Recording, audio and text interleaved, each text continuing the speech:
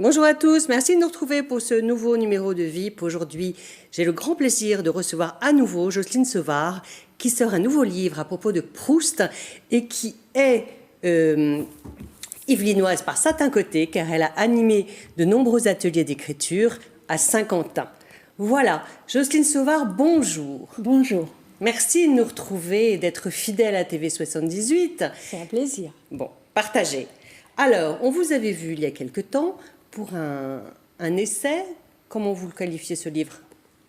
Un roman. C'était un roman, voilà. C'était Céleste et Marcel, un amour de Proust. Exactement. Ça y est, voilà. Céleste Albaret étant, comment dire, une des femmes de sa vie d'ailleurs. Oui, sa tout à fait. confidente, sa gouvernante, la personne qui l'a suivie jusqu'à la fin de sa vie et qui lui était indispensable. Voilà, On est elle est d'accord. restée 8 ans auprès de lui, donc elle était toute jeune quand elle est arrivée, et puis elle était fascinée par ce grand monsieur, elle veillait sur son œuvre, elle veillait sur sa vie, sa santé, et puis toutes les nuits, il lui racontait ce qu'il avait fait en soirée. Voilà, ça, on l'a elle raconté dans voilà. le précédent VIP, voilà, sur Tout à fait. Marcel et Céleste. Céleste qui a terminé sa carrière d'ailleurs comme gardienne de la maison de Ravel dans les Yvelines aussi. Exactement. Voilà. Alors, on ne va pas parler que de Proust à Versailles, bien qu'il y ait séjourné plusieurs fois. On va parler de Proust à l'ombre des femmes. C'est le titre de votre dernier livre qui sort aux éditions Écriture. Alors, ce livre, vous le qualifiez d'essai, je ne vais pas me tromper, donc je vous laisse parler.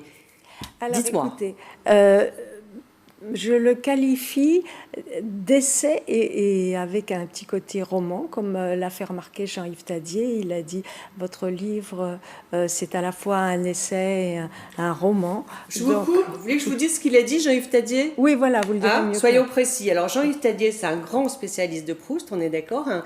Oui, c'est le plus grand. Le plus grand, voilà. Alors, il a dit « Proust à l'ombre des femmes, si original par son style et par ses formes variées, de l'essai au roman, très sensible. » Voilà. Donc, eh bien, ça explique beaucoup de choses. Vous avez... il y a plusieurs personnes qui parlent dans ce livre, on est d'accord? On est d'accord. Alors, dites-moi qui? Alors, il y a la narratrice. C'est vous? C'est une jeune fille très lettrée qui adore la littérature. Qui pourrait être vous il y a quelques années, sans être Oui, désagréable. il y a beaucoup d'années. Oui, Oui, bon. effectivement. Et donc, au même âge. Bon, mais ça n'est pas moi. Hein. D'accord. C'est une narratrice, comme Proust a pris un narrateur pour raconter tous les volumes de la recherche du temps perdu. D'accord. Et donc, voilà. Et elle rencontre ce grand écrivain une fois, comme ça, tout à fait par hasard. Et puis, plus tard, on lui demande si elle veut venir de toute urgence corriger les dernières épreuves ou tout moins vérifier s'il ne manque pas un blanc, s'il n'y a pas un S qui manque, etc. Et donc, elle vient auprès de lui à chaque fois qu'il l'appelle. D'accord. Et elle corrige les épreuves. Et donc, un lien se crée entre eux. D'accord. Après, on a aussi Marcel Proust. lui-même. Voilà, qui parle, donc ça, ce sont les citations de son œuvre. Et puis on a son narrateur, c'est-à-dire le héros de la recherche du temps perdu, parce que, comme il l'explique longuement, il n'est pas, lui, le héros entièrement. Il y a toute la part de fiction, tout l'imaginaire qui est là. Donc c'est le narrateur qui, d'accord, ressemble beaucoup à Marcel Proust, mais qui n'est pas écrivain dans la recherche du temps perdu, et il va le devenir à la fin du dernier volume, Le temps retrouvé. C'est-à-dire que c'est toute l'histoire à l'envers, comme ça. D'accord, je Voilà. comprends. Alors, tout ça, dans quel but, j'ai envie de vous dire, vous avez voulu nous montrer un autre regard, nous ouvrir une autre porte? Tout à fait. Parce qu'on a écrit déjà beaucoup de choses sur Proust. Oh, des milliers de Voilà. choses passionnantes. Alors. Et donc voilà, j'ai voulu montrer d'abord un Proust amoureux, sensuel, caressant, fou des femmes, de leur beauté. Et puis j'ai voulu montrer aussi, par ce côté à la fois essai et roman, j'ai voulu m'inspirer de ce qu'il avait fait dans Contre Sainte-Beuve, qui est moins connu que tous les volumes Alors, de la vous pouvez m'en recherche. dire deux mots de Contre Sainte-Beuve? Voilà. C'était Alors quoi? c'est un essai avec une partie roman, une partie pastiche et une partie critique littéraire, parce qu'effectivement il n'aimait pas les critiques littéraires de Sainte-Beuve. Certaines étaient très intéressantes, mais il croyait que jamais un auteur n'utilise son imagination, mais sa vie privée tout le temps. Proust? Non, Non, contre Sainte-Beuve. c'est Sainte-Beuve croyait ça. Sainte-Beuve croyait ça. Voilà. Il ne croyait pas à l'imagination. Voilà. Et donc, Proust veut absolument prouver le contraire. D'accord. Il y a notre imagination, c'est vraiment notre plus fidèle entité pour créer.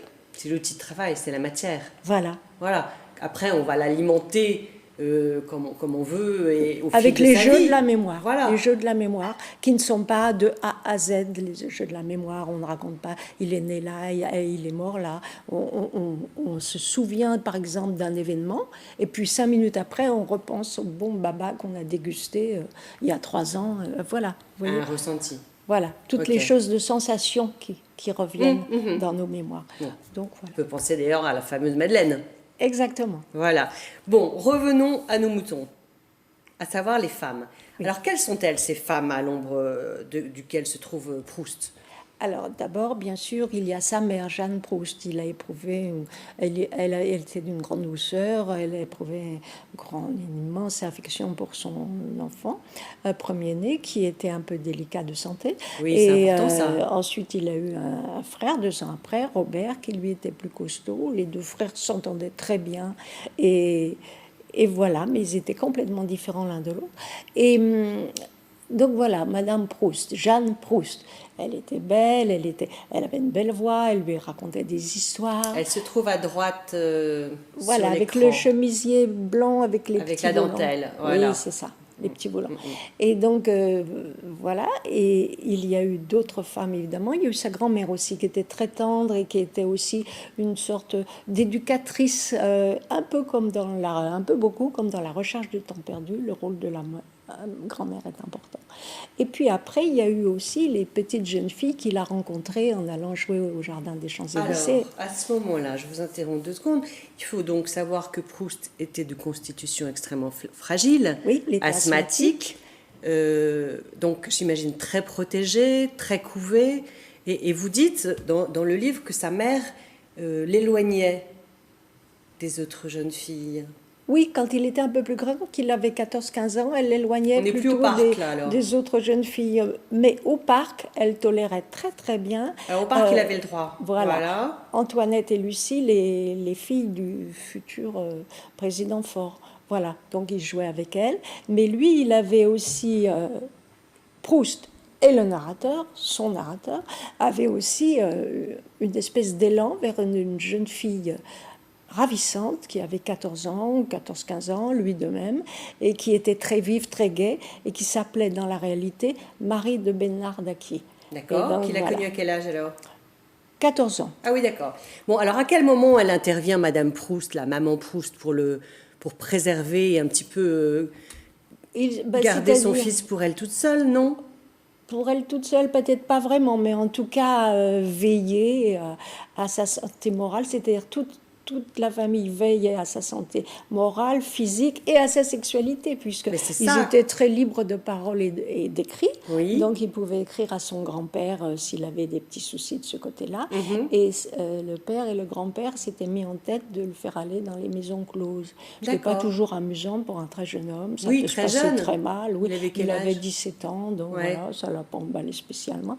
Et puis, en plus, qu'on ait l'œil sur lui, quand même, c'était un peu gênant. Bon, voilà, ceci mis à part, la famille s'entendait très bien et avait été douée d'humour comme lui, et puis bien sûr s'intéressait à la littérature. Alors moi, ce que je propose, c'est qu'en fait, on se plonge dans ce livre, parce qu'il y a beaucoup d'autres femmes. Il y a Laure Aimant, il y a Anna de Noailles, avec qui il a des liens très particuliers. Et on se rend compte aussi, grâce à Céleste Albaret, qui est en fin de livre, donc sa gouvernante, à la façon dont il va un peu à la pêche. Et en fait, il n'était qu'observation. Il ne vivait pas vraiment lui-même les choses à la fin de sa vie. Il cherchait de la matière à ses romans. Oui, avec mais en femmes. Même temps, tout ce qu'il avait vécu, tout ce qu'il avait emmagasiné, toutes les sensations, toutes les choses qu'il devinait chez les gens qu'il rencontrait, que ce soit des gens du Faubourg Saint-Germain, comme on dit dans le livre, et qui en fait se trouvaient beaucoup vers le Faubourg Saint-Honoré, eh bien, toutes ces choses ressurgissaient comme elles ressurgissent dans notre mémoire. C'est pourquoi le livre est facile à lire si on veut entrer dans l'œuvre de Proust et dans sa vie pour la première fois. Alors voilà. Voilà. On va y venir. C'était un peu ma dernière question. D'accord. Imaginons Bon. qu'on n'ait jamais lu Proust. C'est le cas de pas mal de monde quand même. Oui, bien voilà, sûr. Évidemment. Comment... il y a une espèce d'entre-soi, on entend les gens parler, alors la recherche, on se gargarise un peu de ce nom, une espèce de petit clan, on en est ou on n'en est pas. Alors du coup, ça peut peut-être effrayer les gens. Comment incliner les gens à lire Proust et leur donner envie et... Je pense que ça a pu effrayer les gens, voire les jeunes, mais il se trouve que les jeunes que je rencontre, moi, ne sont pas effrayés parce qu'on en parle, et puis on lit des passages ensemble, et puis de ci, de là, en laissant des blancs, et bien eux ont envie de découvrir la suite. Et puis dans le livre, par exemple, comme j'ai pris cette narratrice qui a l'âge des jeunes gens, puisqu'elle a quoi, 16, 18 ans, voilà. L'âge auquel on peut lire Proust. Oui. Tout à fait. Et là, je me suis un petit peu inspirée de moi parce que j'ai lu Proust à partir de 15 ans et je ne l'ai jamais quitté. Je suis en vacances, etc. Donc, vous conseillez de commencer par quelle œuvre? Alors, eh bien, c'est les jeux de la mémoire. Tout au long, moi, j'ai commencé par Un amour de Proust. Oui. Un amour de Proust. Un amour de Swann. Bravo pour le lapsus. Un amour de Swann. Voilà.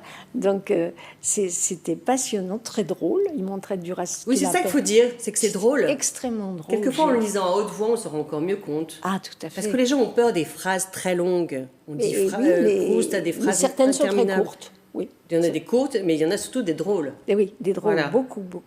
Et donc, voilà, j'ai beaucoup ri avec l'histoire du petit clan, Madame Verdurin, des gens snobs qui sont très fermés, qui n'acceptent personne chez eux, puis qui, à d'autres moments, vont être généreux.